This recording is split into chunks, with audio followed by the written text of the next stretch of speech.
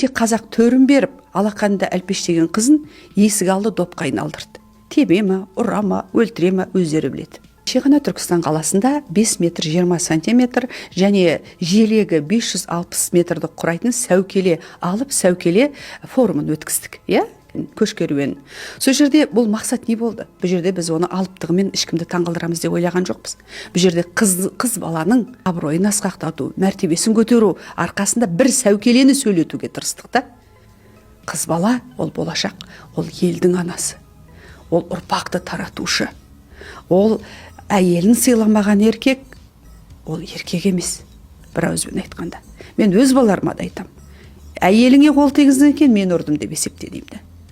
Сондықтан да міне қазір мынау құндылықтардың ауысқан заманында, адамның жүрегі қатып, көкірек көзі жабылып қалған заманда, әрине мынау жастарға оңай болып жатқан жоқ.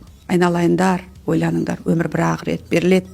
Бір-ақ рет бергенде бір күні өліп қалғаннан кейін жыламай-ақ қой.